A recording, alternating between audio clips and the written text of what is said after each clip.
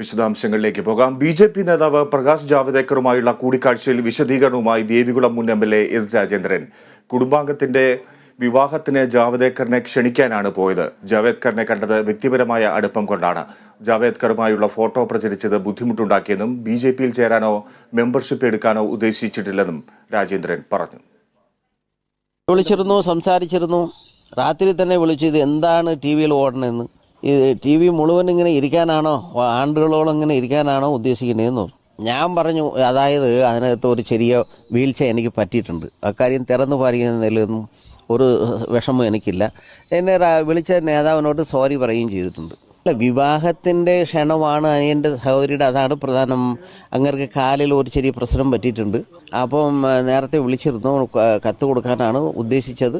അങ്ങനെ വരാൻ പറ്റാത്തതുകൊണ്ട് എന്നെ പോകണമെന്ന് പറഞ്ഞു. എന്നാലും പിന്നെ ഞാൻ ഒറ്റയ്ക്ക് അങ്ങനെ പോകില്ല എന്ന് പറഞ്ഞപ്പോഴാണ് പിന്നെ കൂട്ടത്തിൽ ഞങ്ങൾ രണ്ടുപേരും പോകാൻ തയ്യാറായത്. ബി.ജെ.പിയിലേക്ക് പ്രവേശിക്കാനോ മെമ്പർഷിപ്പ് എടുക്കാനോ ഉദ്ദേശിച്ചിട്ടില്ല. ബി.ജെ.പിയിലേക്ക് ചേരാനോ അല്ലെങ്കിൽ അവരുടെ ഒരു ആനുകൂല്യം വാങ്ങിക്കാനോ പോയതല്ല. വ്യക്തിപരമായ കാരണങ്ങൾക്ക് വേണ്ടിയിട്ടാണ് പോയത്. വിവരങ്ങൾ ബിനീഷ് ആന്റണി നൽകും. ബിനീഷ്, പ്രകാശ് ജാവ്ദേക്കറെ കണ്ടതിൽ എന്താണ് ഇപ്പോൾ എസ്. രാജേന്ദ്രന്റെ വിശദീകരണം? എസ്. രാജേന്ദ്രന്റെ വിശദീകരണം പുള്ളി പറയുന്നത്, തന്റെ ഒരു ബന്ധുവിന്റെ വിവാഹ ചടങ്ങുമായി ബന്ധപ്പെട്ടാണ് ജാവ്ദേക്കറിനെ കാണാൻ പോയത്. ജാവ്ദേക്കർ ഇതിനു മുൻപും തന്റെ വീട്ടിൽ നിരവധി തവണ വന്നിട്ടുണ്ട്. അതല്ലാണ്ട് തന്നെ ഡൽഹിയിൽ ഇതിനു മുമ്പും താൻ നിരവധി തവണ ജാവ്ദേക്കറിനെ സന്ദർശിച്ചിട്ടുണ്ട്. വ്യക്തിപരമായ ഒരു ബന്ധമാണ്, അല്ലാണ്ട് താൻ ബി.ജെ.പിയിലേക്ക് പോകുന്നു എന്നുള്ളൊരു വാർത്ത അടിസ്ഥാനരഹിതമാണ് എന്നൊക്കെ തന്നെയാണ് ഈ രാജേന്ദ്രൻ വ്യക്തമാക്കുന്നത്. അതോടൊപ്പം തന്നെ ജാവ്ദേക്കറിന്റെ കൂടെ നിന്നൊരു ഫോട്ടോ സാമൂഹ്യ മാധ്യമങ്ങളിൽ തന്നെ ഒരു പ്രചരണം ഇപ്പോൾ നടത്തിയതോടെ രാജേന്ദ്രൻ ഒരു പ്രതിസന്ധിയിലായിരുന്നു. കാരണം സി.പി.എമ്മിന്റെ നേതാക്കളെല്ലാം തന്നെ രാജേന്ദ്രനോട് ഇക്കാര്യം ചോദിക്കുകയും ചെയ്തു. അപ്പോൾ രാജേന്ദ്രൻ വ്യക്തമാക്കുന്നതിൽ ഇലക്ഷൻ പ്രമാണിച്ച് തനിക്ക് നെറ്റുപറ്റിപ്പോയതാണ്, താൻ അത് ഓർത്തില്ല, തനിക്ക് പറ്റിയത് തെറ്റാണെന്ന് നേതാക്കളോട് ക്ഷമ ചോദിച്ചു എന്നൊക്കെ തന്നെയാണ് രാജേന്ദ്രൻ വ്യക്തമാക്കുന്നത്.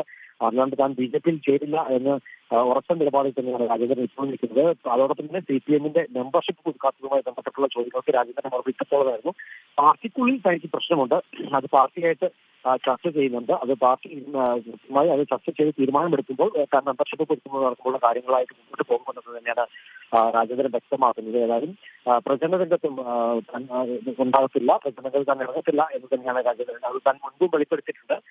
താൻ സ്വസ്ഥമായി തന്നെ വീട്ടിലുണ്ടാവും, പക്ഷെ വേറെ ബി.ജെ.പി പാർട്ടിയിലേക്കൊന്നും പോകത്തില്ല എന്നുള്ള രീതിയിൽ തന്നെയാണ് രാജേന്ദ്രൻ വെളിവർത്തിച്ചു നിൽക്കുന്നത്. ഏതായാലും സി.പി.എമ്മിന്റെ ഭാഗത്തു നിന്നും ഈ പ്രതികരണം വന്നത് ഇടുക്കി ജില്ലാ സെക്രട്ടറി ഇടുക്കി ജില്ലാ സെക്രട്ടറി സി വർഗീസ് വ്യക്തമാക്കിയത് രാജേന്ദ്രൻ പോകത്തില്ല.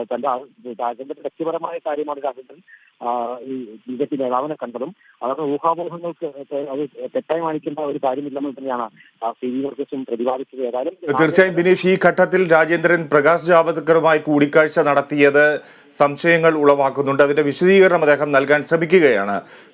ബിനീഷ്, ഒരു കൗതുകം, പ്രകാശ് ജാവ്ദേക്കറുമായി രാജേന്ദ്രന് ഫോട്ടോ എടുക്കാം, അത് പ്രചരിച്ചതാണ് തനിക്ക് ബുദ്ധിമുട്ടുണ്ടാക്കിയത് എന്നാണോ രാജേന്ദ്രൻ പറയുന്നത്? അതെന്ത് യുക്തിയാണ്? രാജേന്ദ്രൻ ഇതിൽ പ്രത്യേകമായി അനുമാനിക്കുന്നത് താൻ ഫോട്ടോ കൂടെ വന്ന ഒരാൾക്ക് ജാവ്ദേക്കറിന്റെ കൂടെ ഫോട്ടോ എടുക്കണമെന്നൊരു നിർബന്ധം വിളിച്ചു. പിന്നീടാണ് താൻ ഫോട്ടോ എടുത്തത്. ഇത് എങ്ങനെ പ്രചരിപ്പിച്ചു എന്ന രീതിയിൽ ചോദിക്കുമ്പോൾ അതിന് രാജേന്ദ്രന് കൃത്യമായ ഒരു മറുപടി പറയാൻ സാധിക്കും. കാരണം അത് ബി.ജെ.പി ആരെങ്കിലും പ്രചരിപ്പിച്ചതായിരിക്കാം എന്നുള്ള രീതിയിൽ അത് ഞങ്ങൾ 4 പേരായിരുന്നു ഫോട്ടോ എടുത്തത്. ഇതിൽ എൻ.ഡിയും ജാവ്ദേക്കറിന്റെ ഫോട്ടോ മാത്രമാണ് പുറത്ത് പ്രചരിച്ചത് എന്നുള്ള രീതിയിലെല്ലാം തന്നെയാണ് രാജേന്ദ്രൻ പറയുന്നത്. ഇതെല്ലാം തന്നെ തീർച്ചയായിട്ടും പൂർണ്ണമായി വിശ്വസിക്കത്തക്ക രീതിയിലുള്ള രീതിയിലുള്ള വാർത്തകളെല്ലാം ഈ പുറത്തേക്ക് വന്നു. കാരണം ബി.ജെ.പിയിലേക്ക് പോകുന്ന ഒരു അഭ്യൂഹം വന്നു. പിന്നീട് അതിനുള്ള പിന്നീട് പറയുന്നു ഈ അഭ്യൂഹം തെറ്റാണ്, ഇത് അടിസ്ഥാനരഹിതമായ വാർത്തയാണ് പറഞ്ഞത്. വീണ്ടും ഈ ഇലക്ഷൻ പ്രമാണിച്ച ഘട്ടത്തിലും എൽ.ഡി.എഫ് നേതാക്കൾ വന്ന് വീട്ടിൽ അനുകൂലിക്കുന്നു. പിന്നീട് എൽ.ഡി.എഫിന്റെ കൺവെൻഷനിൽ പങ്കെടുക്കുന്നു. അതിനുശേഷം 2 ദിവസം കഴിഞ്ഞ് വീണ്ടും ഡൽഹിയിലെത്തി ജാവ്ദേക്കറിനെ കാണുന്നു. ഇത് താൻ തെറ്റാണെന്ന് പിന്നീടാണ് തനിക്ക് മനസ്സിലാകുന്നതെല്ലാം തന്നെയാണ് രാജേന്ദ്രന്റെ വിശദീകരണം വരുന്നത്.